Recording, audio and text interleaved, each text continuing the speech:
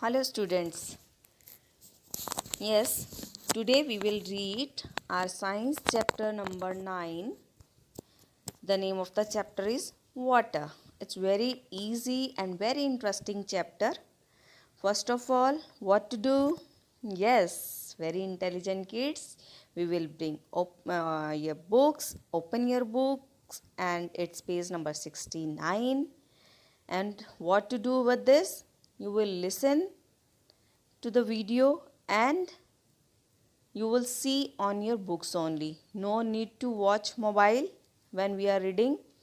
Just turn on the video, let it move on, and your fingers must move on your books and your eyes also. Your eyes and fingers must be on your books and your ears must be focused on the voice of the video.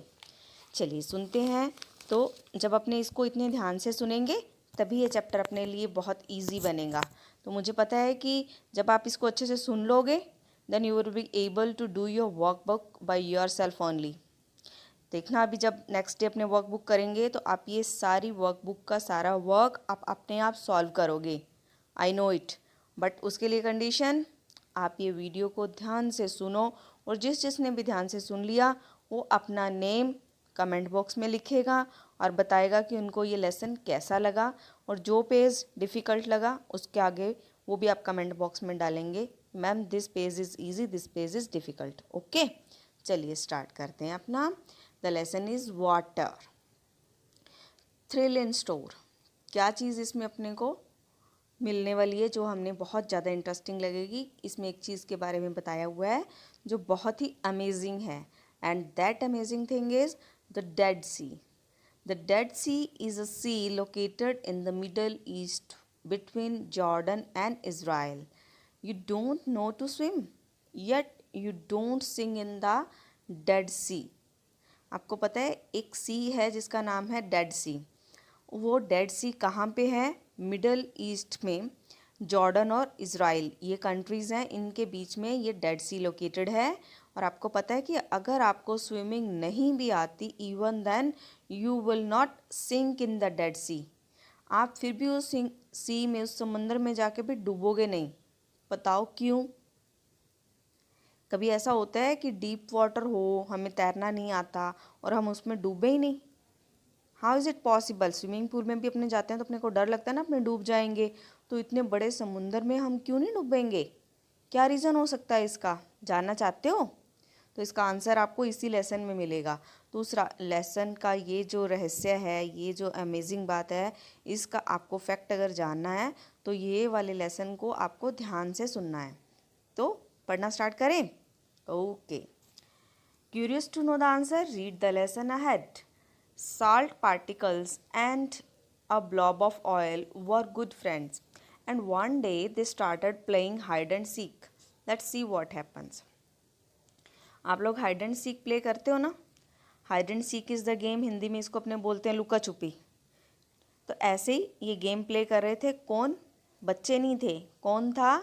Particles of salt, ये जो आपको white वाले दिख रहे हैं ये नमक के दाने हैं, और ये blob of oil. Blob of oil means तेल की बूंद। तो ये खेल रहे हैं, ये एक टीम है, ये एक है। ओके, तो स्टार्ट किया उन्होंने गेम प्ले करना। तो ब्लॉब ऑफ ऑयल बोल रहा है अभी, I will be the seeker first, all of you go and hide. कहते हैं कि मैं सबसे पहले सीकर बनूंगा, मतलब मैं ढूंढूंगा और तुम लोग जाके छुप जाओ। तो वो सारे भाग जाते हैं। Hurry, run fast, come we will hide in this puddle of water. तो वो क्या डिस्कस करते हैं कि वो इस तालाब में जाकर पानी में छुप जाएंगे। तो he searched for a few days, the oil blob was tired, he couldn't find the salt particles, suddenly one day. तो वो कई दिनों तक साल्ट पार्टिकल्स को ढूंढता रहा, ब्लॉब ऑफ ऑयल, पर उसको वो मिले ही नहीं। वो तो बहुत थक गया ढूंढते ढूंढते। सडनली वन डे, अचानक, सडनली मीन्स अचानक, एक दिन क्या हुआ? Now where could they have hidden themselves. तो वो ढूंढ ढूंढ के थक रहा है, बोल रहा है कि कहाँ ढूंढूं, कहाँ छुप गए होंगे वो। हाय, हेयर वी आर, हम लोग यहाँ हैं. How was it that I didn't C you for so many days. ये कैसे होगा कि मैंने इतने दिनों तक तुम्हें देखा ही नहीं, तुम कहाँ थे. Because we were dissolve in the water. क्योंकि हम लोग पानी में डिजॉल्व हो गए थे, मिक्स हो गए थे. Now the water has evaporated and you are able to see us. अब क्या है, पानी इवेपोरेट हो गया है, सूख गया है, तो तभी तुम हमें देखने के काबिल हो पाए हो. तो अब तुम हमें देख सकते हो क्योंकि पानी उड़ गया और सिर्फ क्या रह गया, particles of salt. Soon the oil bob went and hid in the lake and the salt particles started looking for the oil bob. तो उसके बाद क्या हुआ कि salt particles अब ढूंढेंगे और जो है ऑयल है वो छुपने के लिए चला गया. तो वो भी यही सोचता है कि मैं पानी में जाके छुप जाता हूँ. ओ सो you were able to dissolve in water. Well, now it's your turn to seek while I hide. तो अब मैं भी जाकर क्या करता हूँ, पानी में छुप जाता हूँ. अब तुम्हारी टर्न है कि तुम मुझे ढूंढो और मैं छुप रहा हूँ. Look there all of you, what's that on the water. देखो वो पानी के ऊपर क्या है. Hey come out the lake, we have seen you. तो उन्होंने तो फटाफट से उस ऑयल की ड्रॉप को ढूंढ लिया. तो कहते हैं कि हे तुम बाहर आ जाओ, हमने तुम्हें ढूंढ लिया है, पानी के ऊपर हो तुम. देखो उनको कितनी जल्दी से पता चल गया है ना. तो क्या बोलता है, how are you able to see me when I have hidden myself in the water. ये कैसे ढूंढ लिया, मैं तो पानी में गया था. क्योंकि उसको तो ये था ना कि जब सॉल्ट गया था वाटर में तब वो तो देख ही नहीं पाया था. तो ऑयल सोचता है मैं भी पानी में चला जाता हूँ, वो भी मुझे नहीं देख पाएंगे. तो वो बताते हैं we were able to see you because you didn't dissolve in water. क्योंकि तुम पानी में डिजॉल्व नहीं हुए इसलिए हमें दिखाई दे गए. तो आपको पता चला कि डिजॉल्व क्या होता है, कौन डिजॉल्व होता है और कौन डिजॉल्व नहीं होता, कौन से सब्सटेंसेस. तो based on whether they dissolve in water और not, substances are of two types. तो डिजॉल्व होने वाले और नहीं डिजॉल्व होने वाले दो तरह के सब्सटेंसेस होते हैं, दो तरह की चीज़ें होती हैं. सॉल्यूबल बोलते हैं जो डिजॉल्व हो जाती हैं और इनसॉल्यूबल बोलते हैं जो डिजॉल्व नहीं होती. These substances dissolve in water, जो सोल्यूबल होते हैं, जैसे सॉल्ट, शुगर. जब आप पानी में, वाटर में सॉल्ट को और शुगर को मिक्स करते हो तो वो दिखाई देने बंद हो जाते हैं, उनमें पूरी तरह से मिक्स हो जाते हैं, उनका सिर्फ टेस्ट आता है, वो दिखाई नहीं देते. On the other hand insoluble में क्या होता है, these substances don't dissolve in water. For example mud, oil etcetera. मिट्टी को अगर पानी में या दूध में आप मिक्स करोगे तो क्या वो दिखने बंद हो जाएंगे, नहीं होते, वो हमें पानी में डालने के बाद भी नज़र आते हैं. तो उनको बोलते हैं इनसॉल्यूबल. ऐसे ही ऑयल की ड्रॉप अगर पानी में, दूध में, किसी भी लिक्विड में गिरती है तो वो उसमें डिजॉल्व नहीं होती, वो हमें दिखती रहती है. Both types of substances when present in water make it impure. Substance चाहे सॉल्यूबल हो या इनसॉल्यूबल, पानी में जब जाता है तो वो उसको क्या कर देता है, इम्प्योर कर देता है, गंदा कर देता है. Impurities in water are of two kinds. तो दो तरह की इम्प्योरिटीज़ होती हैं पानी में, एक सॉल्यूबल इम्प्योरिटीज़ और एक इनसॉल्यूबल. सॉल्यूबल कौन सी हुई, जो वाटर में डिजॉल्व हो जाती हैं, और इनसॉल्यूबल इम्प्योरिटीज़ कौन सी होती हैं, जो वाटर में डिजॉल्व नहीं होती. For example mud germs. Mud भी मिक्स नहीं होता, ऑयल भी मिक्स नहीं होता इसमें, और जर्म्स भी मिक्स नहीं होते वाटर में, और इसको वाटर को इम्प्योर बनाते हैं. ओके तो ये हमें पता चला कि कौन कौन से सब्सटेंसेस होते हैं जो वाटर को इम्प्योर करते हैं, गंदा करते हैं. और आगे अब हम पढ़ेंगे कि इन इम्प्योरिटीज़ को, इस गंदगी को पानी में से अलग कैसे करते हैं. तो सबसे पहले देखते हैं कि इनसॉल्यूबल जो इम्प्योरिटीज़ हैं, इनसॉल्यूबल इम्प्योरिटीज़ होती हैं जो पानी में मिक्स नहीं होती. तो इनको कैसे करते हैं अलग, चलो पढ़ते हैं अभी अपने. Insoluble impurities such as sand can be separated by using filtration or sedimentation.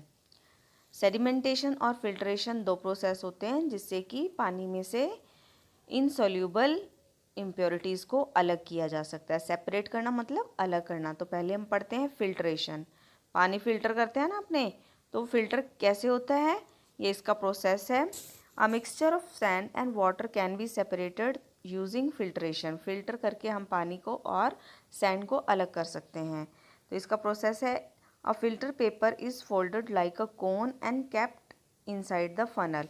सबसे पहले अपने समझते हैं कि फनल क्या है। फनल ये होती है ऊपर जो अपने कीप लगाते हैं, that is called funnel. Okay. और सैंड पेपर, फिल्टर पेपर को कोन के जैसे फोल्ड करके इस कीप के अंदर लगा देते हैं। The funnel is kept below a beaker and the impure water is poured through the funnel. तो ये क्या है नीचे जो पड़ा है, इस कंटेनर को बोलते हैं बीकर। ओके, इसको क्या बोलते हैं, बीकर। और ऊपर क्या लगाया हमने, फनल। और फनल के अंदर क्या लगाया है, फनल के अंदर लगाया है फिल्टर पेपर। ओके, तो जैसे ही हम मड वाला या सैंड वाला वाटर इसके अंदर से ऐसे डालते हैं तो सैंड यहाँ फिल्टर पेपर पे रह जाती है और वाटर क्लीन होकर नीचे चला जाता है। Okay, the funnel is kept below a beaker and the impure water is poured through the funnel. Poured मतलब पोर करना, डालना। ओके, डालते हैं तो वो प्योर होकर नीचे जाता है। Sand is collected in the filter paper and clean water is obtained in the water. तो सैंड कहाँ कलेक्ट हो जाती है, फिल्टर पेपर में, और क्लीन वाटर कहाँ आ जाता है, इस बीकर में। ओके, समझ में आया आपको ये प्रोसेस। फिल्ट्रेशन कैसे होती है, ऐसे पानी फिल्टर होता है, मड को अलग करते हैं। फिर आता है सेडिमेंटेशन। सेडिमेंटेशन का प्रोसेस क्या रहता है, take some muddy water in a container and keep it undisturbed for some time. एक बीकर में, किसी भी कंटेनर में गंदा पानी लो, मिट्टी वाला पानी लो, उसको कुछ टाइम के लिए बिना छेड़े पड़ा रहने दो, उसको बिल्कुल भी हिलाओ मत। अनडिस्टर्ब्ड मतलब उसको डिस्टर्ब नहीं करना। Mud settles down on the bottom, at the bottom. तो मड क्या होएगा, नीचे बैठ जाएगा और साफ साफ पानी ऊपर आ जाएगा। Clean water is poured out into a separate container. This process of pouring out the top water is called decantation. Okay, तो ऐसे क्या होता है, देखो ये सेडिमेंटेशन होगा, मतलब जो उसके अंदर इम्प्योरिटीज़ हैं, मड है, वो नीचे सेटल हो गई। और जब हम इस प्योर वाटर को, क्लीन वाटर को दूसरे में शिफ्ट करते हैं, दूसरे कंटेनर में शिफ्ट करते हैं, तो उस प्रोसेस को बोलते हैं डिकेंटेशन। ओके, तो ऐसे क्या हुआ, it is easy to separate insoluble impurities. Now let's see the separation of soluble impurities that dissolve in water. तो अभी ये दो प्रोसेस में हमने क्या देखा कि जो इनसॉल्युबल इम्प्योरिटीज़ हैं उनको हम पानी से अलग कैसे करते हैं, फिल्ट्रेशन से और सेडिमेंटेशन से। रिपीट करिए मेरे साथ, सेडिमेंटेशन एंड फिल्ट्रेशन। किस चीज़ को अलग करने के लिए, कौन सी इम्प्योरिटीज़ को, इनसॉल्युबल इम्प्योरिटीज़ को सेपरेट, वाटर में से सेपरेट करने के लिए हमने अभी दो प्रोसेस देखे, one is filtration and the second is sedimentation. Okay, अभी हम इसके बाद करेंगे सॉल्यूबल इम्प्योरिटीज़ को कैसे अलग करते हैं। सॉल्यूबल जो पानी में मिक्स हो जाती हैं, जैसे सॉल्ट और sugar. Separating soluble impurities. Soluble impurities can be separated using evaporation और distillation. ओके, तो पहले पढ़ते हैं हम evaporation. The water containing soluble impurities such as salt is heated. After some time, the water changes into steam and evaporates, leaving the salt behind. Evaporation helps us separate soluble impurities from water. तो evaporation से ऐसे क्या होता है, पानी में से क्या होता है, इम्प्योरिटीज़ अलग हो जाती हैं। But we lose all the water as it evaporates into the air. तो पर इसमें क्या हुआ कि हमने इवेपोरेशन करी तो पानी तो सारा उड़ ही गया, है ना, तो पानी कहाँ बचा। How can we save this water, तो आप देखते हैं कि हम उस पानी को बचा कैसे सकते हैं। तो इसके लिए करना पड़ता है distillation. Distillation is a process which gives us both the impurities and the water separate. The steps in this process are, तो इसके लिए क्या होता है कि इस प्रोसेस में क्या होता है कि पानी साफ़ भी हो जाता है और पानी हमारे पास बचता भी है। ये देखो, ये इस कंटेनर में पानी आ रहा है ना, क्लीन वाटर आ रहा है, तो इसमें पानी इवेपोरेट होकर इधर से यहाँ पहुँचता है। तो वो कैसे पहुँचता है उसका प्रोसेस रहता है आगे आपके नेक्स्ट पेज पे डिस्कस किया हुआ है ये। Take some impure water in a round bottom flask and heat it. पहले हम राउंड शेप के ये फ्लास्क में वाटर लेंगे जो कि डर्टी है, इम्प्योर है, और इसको हम हीट करेंगे। देखो नीचे आग जला रखी है ना, तो ये इम्प्योर वाटर है इसमें फ्लास्क में, राउंड बॉटम्ड है, इसका बॉटम जो है वो राउंड है और नीचे से हमने हीट किया इसको। On heating water changes into steam and impurities are left behind. जब ये गर्म होता है तो वाटर की स्टीम बन जाती है और नीचे इम्प्योरिटीज़ इसमें रह जाती हैं। This steam passes through the condenser. ये कंडेंसर है, ये जो लंबी वाली पाइप है दैट इज़ कॉल्ड कंडेंसर। तो कंडेंसर में से जाती है which is kept cool by circulating cold water around it. इसको कूल रखा जाता है, इसके आसपास कोल्ड वाटर चलता रहता है। On entering the cool condenser the hot steam changes into water again. तो जब इसमें से स्टीम इसमें आती है तो कोल्ड वाटर होने के कारण ये जो कंडेंसर है ये ठंडा होता है, बहुत ठंडा होने के कारण जब स्टीम इसमें आती है तो स्टीम वापस से वाटर बन जाती है और वाटर जो इधर आ जाता है। तो ये वाला जो वाटर है इसको बोलते हैं डिस्टिल वाटर। ये बहुत ही क्लीन वाटर होता है। On entering the cool condenser the hot steam changes into water again. This water is totally pure and is collected in the flask. This flask the collected water is called distilled water. इस water को क्या बोलते हैं? Distilled water. और distilled water is used in medicines, vehicles and for science experiments. और ये distilled water किस लिए यूज़ किया जाता है? मेडिसिन्स के लिए, व्हीकल्स में भी यूज़ होता है और साइंस के एक्सपेरिमेंट्स करने में भी डिस्टिल वाटर का यूज़ किया जाता है। ओके, समझ में आ गया आप सबको यहाँ तक चैप्टर। नेक्स्ट पार्ट है प्योरीफिकेशन ऑफ ड्रिंकिंग वाटर। जो पानी हम लोग पीते हैं घर पे वो कैसे प्योरीफाई होता है, उसकी क्लीनिंग कैसे होती है। प्योरीफाई करना मतलब उसको क्लीन करना, तो उसकी क्लीनिंग कैसे होती है। The water we drink should be clean and pure. It should be free from insoluble, soluble impurities and germs. सभी चीज़ों से ये क्लीन होना चाहिए, सोल्यूबल, इनसोल्यूबल और जर्म्स सभी से। One of the simplest way to purify drinking water is to boil it for about 10 minutes. सबसे ईजी वे क्या है? वाटर को बॉयल करो कम से कम 10 मिनट्स के लिए। This makes the water free from insoluble impurities and germs. तो इससे क्या होता है? वाटर हमारा इनसोल्यूबल प्योरिटीज से और जर्म से फ्री हो जाता है। ओके, तो अभी देखते हैं कि घरों में पानी की सप्लाई करने का प्रोसेस क्या होता है। नंबर 1 पे देखिए, वाटर फ्रॉम द रिवर। ये रिवर में से पानी आ रहा है, ये कहाँ जाता है? Impurities are removed by sedimentation and decantation. Sedimentation और डिकेंटेशन से इधर इस पानी को साफ़ किया जाता है, जिससे क्या है कि इनसोल्यूबल इम्प्योरिटीज़ यहाँ पे क्लीन हो जाती हैं। फिर उसके बाद पानी आता है, if there are still an impurities they are removed by filtration. अभी भी अगर पानी गंदा है तो फिर यहाँ पे इसको पानी को फिल्टर किया जाता है। After filtration chlorine is added to the water to kill the germs. Filtration के बाद करते हैं, उसमें क्या डालते हैं? क्लोरीन डालते हैं, जिससे कि सारे जर्म्स जो वाटर के हैं वो ख़त्म हो जाएं। उसके बाद जो वाटर की सप्लाई है वो हमारे घरों में और फैक्ट्रीज़ में करी जाती है। सब जगह हमें वाटर की सप्लाई मिलती है। तो हमारे पास कैसा पानी आता है? Clean.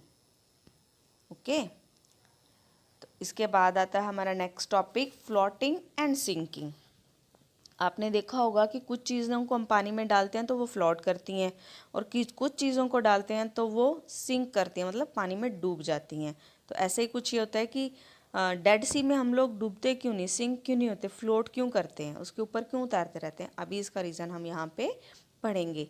What happens when we throw an iron ball and a plastic ball in water. क्या होता है जब हम आयरन की बॉल, लोहे की बॉल को वाटर में डालते हैं और एक प्लास्टिक की बॉल को हम वाटर में डालते हैं तो क्या होता है?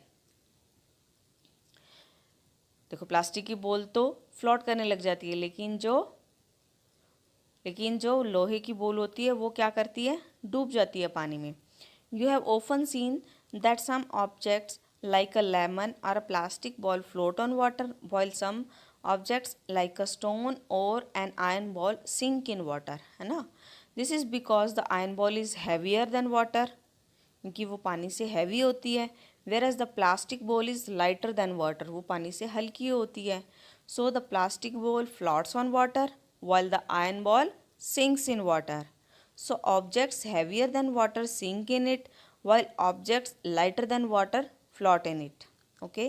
तो जो ऑब्जेक्ट्स पानी से हल्के होते हैं वो पानी के ऊपर तैरते हैं, और जो ऑब्जेक्ट पानी से भारी होते हैं वो पानी में डूब जाते हैं। The ability of any substance to float on water is called buoyancy. Buoyancy. Okay, if we add salt और sugar to the water its buoyancy will increase. अगर हम पानी में नमक डाल दें तो इसकी buoyancy बढ़ जाती है। For example a piece of carrot sinks in water. देखो ये क्लास में क्या आ रहा है, हमने पानी लिया, इसके अंदर ये हमने कैरेट डाली तो ये पानी के अंदर सिंक हो गई। The carrot piece floats because the carrot's buoyancy has increased. तो इस ग्लास में हमने क्या किया, पानी में नमक डाल दिया, तो नमक डालने के बाद क्या है, ये कैरेट का पीस फ्लोट करने लग गया। तो इससे क्या होता है कि जब हम पानी में नमक डाल देते हैं तो चीज़ें फ्लोट करने लग जाती हैं। You don't know how to swim yet you don't sink in Dead Sea. देखो इसका कारण अभी हमें समझ में आएगा। The Dead Sea is surrounded by the land from all side. जो डेड सी है वो सारी तरफ से लैंड से घिरा हुआ है, बीच बीच में समंदर है, बाकी सारी साइड्स पे लैंड है। So the salt carried into it from land is accumulated continuously and the Dead Sea has maximum salt content in it. तो क्या है कि जो सारा सॉल्ट है समुद्र का वो इसके अंदर ही रहता है, बाहर नहीं जाता वो।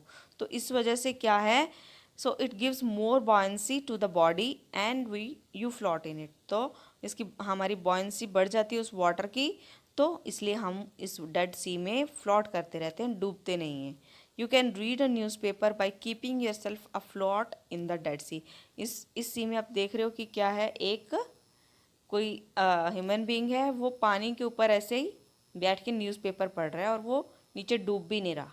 मतलब ऐसे आप इजीली इसके ऊपर फ्लोट कर सकते हो और आपको डूबने का डर भी नहीं है। ओके, तो था ना इंटरेस्टिंग चैप्टर वाटर के बारे में, कितना कुछ अपने को सीखने को मिला नया नया, कि हमें वाटर कैसे इसकी सिंकिंग एबिलिटी क्या है, फ्लोटिंग क्यों करते हैं, सिंकिंग क्यों करते हैं, इसमें इम्प्योरिटीज़ कौन कौन सी होती है और इनकी प्योरीफिकेशन कैसे होती है, हमारे तक पीने का पानी कैसे क्लीन होके पहुंचता है। ओके, इजी है ना। अगर ये चैप्टर अच्छे से पढ़ लिया है तो कमेंट बॉक्स में राइट करो आपको क्या क्या करना है, अपना नेम राइट करना है, और इस चैप्टर में कौन कौन सा आपको चीज़ें अच्छी लगी, कौन सी डिफ़िकल्ट लगी, वो आप कमेंट बॉक्स में राइट करो। और कल जब मैं आपको ये इसका वर्कबुक करवाऊंगी तो सभी बच्चों को खुद से आंसर आने चाहिए, इतने अच्छे से इस लेसन की रीडिंग को सुनना है। ओके, और खुद से रीड करने की ट्राई करना है। Okay, good bye.